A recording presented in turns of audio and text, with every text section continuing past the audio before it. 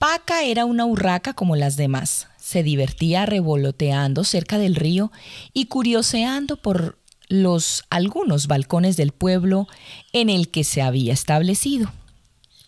Paca además tenía un secreto, su preciado tesoro brillante escondido en el nido. El tesoro escondido era para Paca muy especial. Se lo trajo su madre en el pico cuando ella aún ni podía levantar el vuelo. Habían pasado los años y Paca aún podía recordar a su madre llegar al hogar con aquella piedra preciosa y de un celeste reluciente. Pero Paca tenía un grave problema. En ocasiones se sentaba tranquilamente en las ramas de algún árbol del parque, esperando que algún ajetreado pájaro se dejase olvidado algo por allí cerca. Recolectaba los objetos perdidos y cuando las avecillas regresaban en busca de sus cosas, allí no quedaba ni rastro. Esto era al principio, pero pronto dejó de ser suficiente para Paca, que cada vez más insatisfecha comenzó a robar al despiste. Se escondía esperando que los gorriones se dieran la vuelta y les arrebataba toda su brizna, cable o semilla que hubieran recogido. Paca empezó a acumular en su nido tesoros y tesoros, pero ya nunca estaba contenta.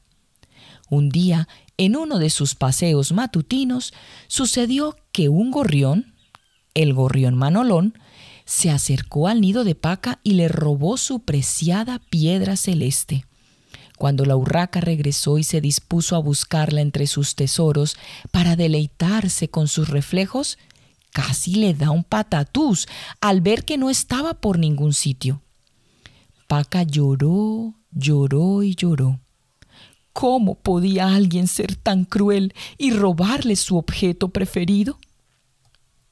De pronto, miró a su alrededor observando todos aquellos tesoros que no eran suyos. ¿Habrían llorado también sus dueños cuando ella se los robó?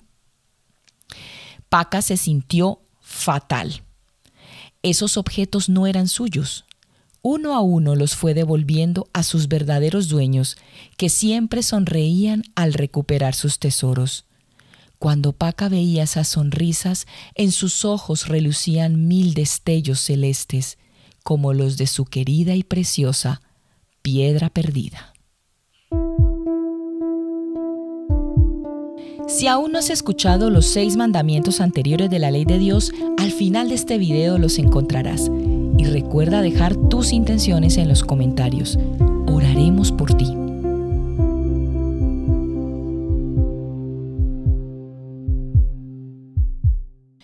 Séptimo mandamiento de la ley de Dios. No robarás.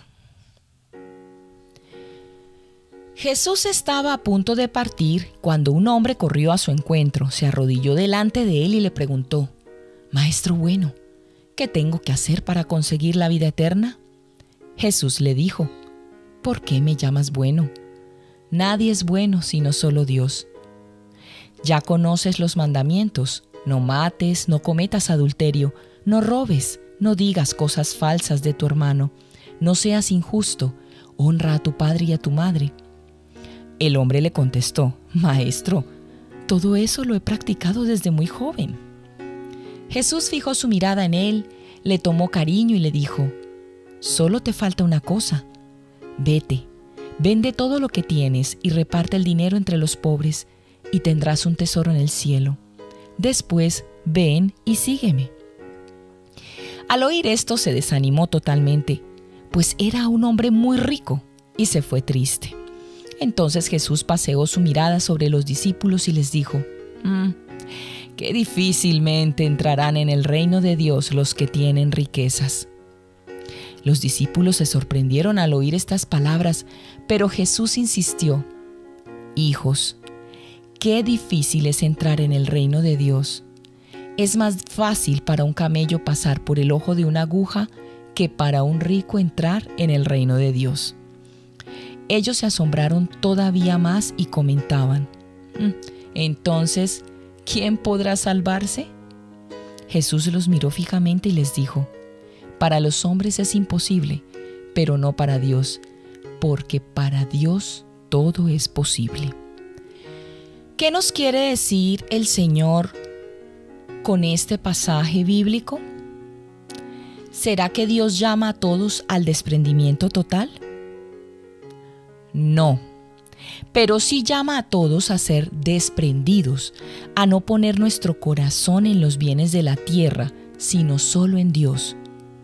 Podemos recordar aquí muy oportunamente el primer mandamiento de la ley de Dios: amarás a Dios sobre todas las cosas.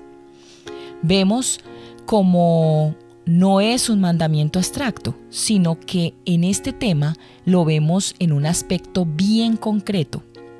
Por eso, que no se refiera tanto a los ricos en el sentido de tener muchas posesiones, sino a aquellos que las viven egoístamente, pensando solo en sí mismos. ¿Qué declara el séptimo mandamiento? Lo podemos encontrar en el Catecismo de la Iglesia Católica en los numerales 2401 y 2402. El séptimo mandamiento declara el destino y la distribución universal de los bienes, el derecho a la propiedad, el respeto a las personas, a sus bienes y a la integridad de la creación. La Iglesia encuentra también en este mandamiento el fundamento de su doctrina social, que comprende la recta gestión en la actividad económica y en la vida social y política, el derecho y el deber del trabajo humano, la justicia y la solidaridad entre las naciones y el amor a los pobres. Murió en Roma un hombre tramposo y lleno de deudas, y al hacer la subasta de sus bienes se presentó Julio César diciendo que le reservaran la cama porque él quería quedarse con ella. «¿La cama, señor?», exclamaron asombrados. «Sí», dijo el general, «la cama, porque yo duermo muy mal, y una cama en que podía dormir un hombre tramposo y ladrón tiene que tener un poder especial contra los insomnios». Y es que la conciencia a nadie deja indiferente. Y si no vivimos como debemos, como Dios quiere, enseguida nos acusa esa conciencia y nos lleva a ponernos en orden. Con respecto al pasaje bíblico que acabamos de leer, notamos que el joven rico se fue triste. Esto sugiere algunas preguntas. ¿Estoy apegado a las cosas que tengo? ¿Soy egoísta? ¿Cuido y respeto las cosas de los otros? ¿Cojo lo que no es mío? ¿Me preocupo de los pobres y de los que tienen menos que yo? ¿Cumplo con mis obligaciones como ciudadano? ¿Qué nos enseña el séptimo mandamiento? No robarás.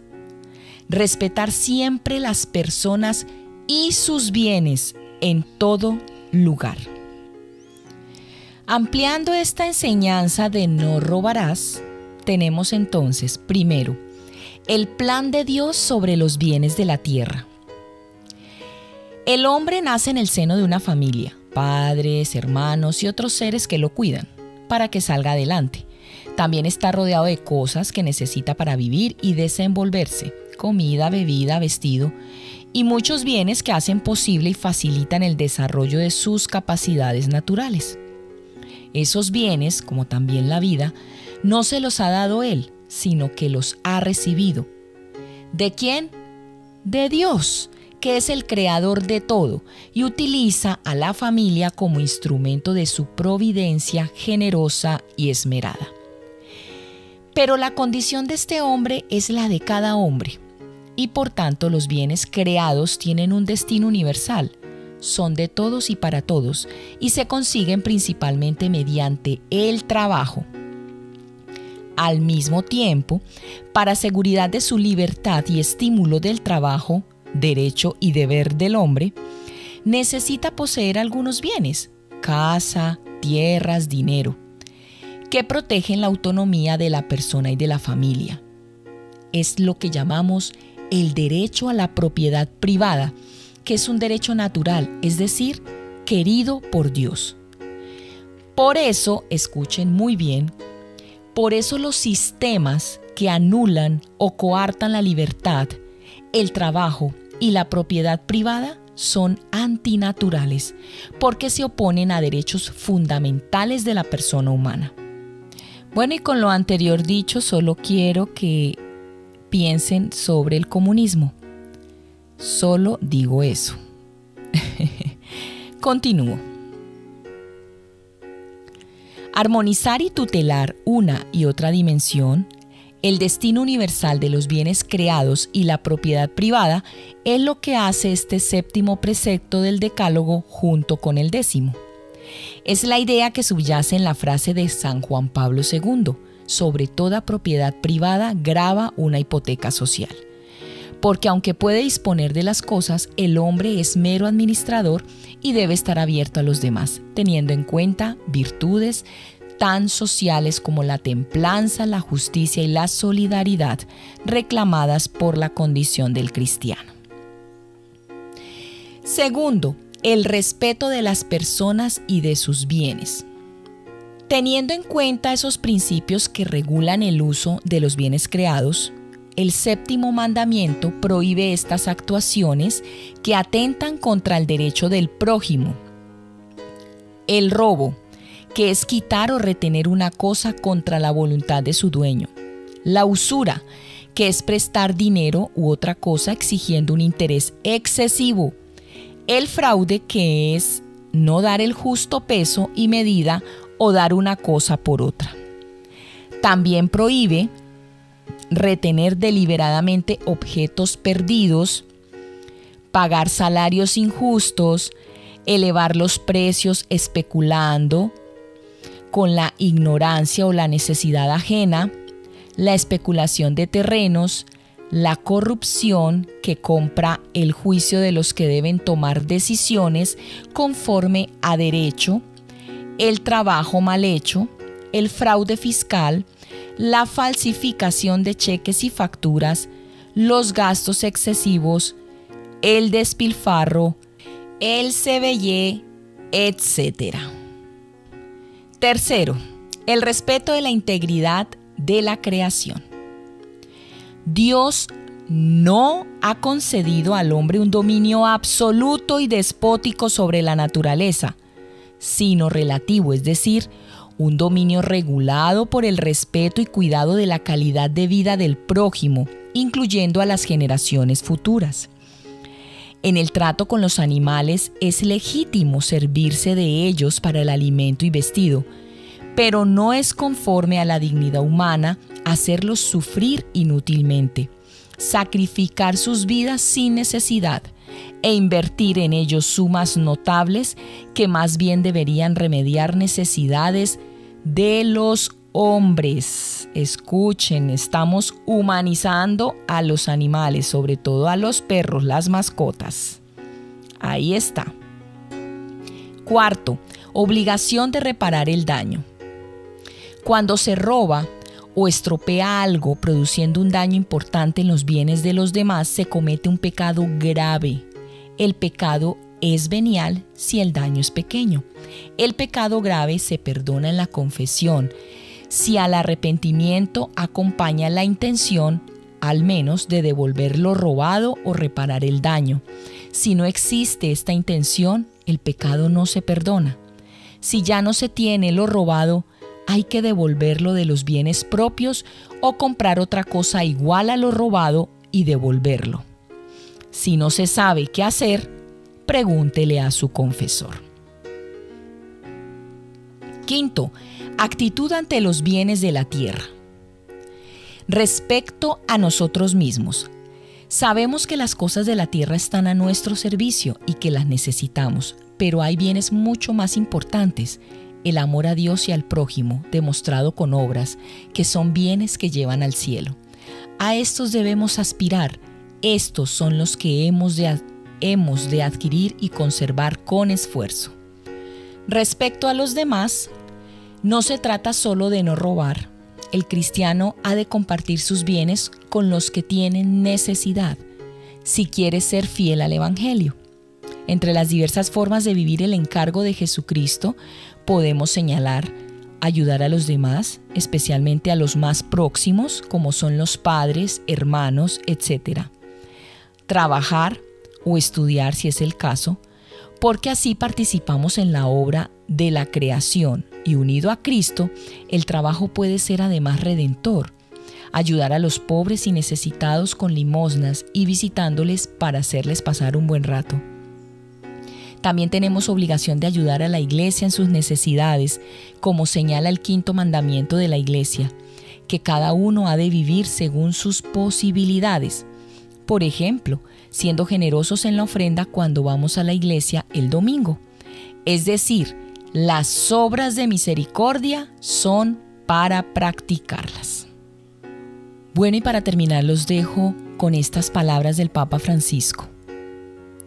No robarás significa: ama con tus bienes, aprovecha tus medios para amar como puedas. Entonces tu vida será buena y la posesión se convertirá verdaderamente en un don, porque la vida no es el tiempo de poseer, sino de amar. Que Jesús, María y José los bendiga. Recuerda que para que YouTube te avise que hemos subido contenido, debes suscribirte a nuestro canal y tocar la campanita. También ayúdanos a evangelizar compartiendo este programa. Que Jesús, María y José te bendiga.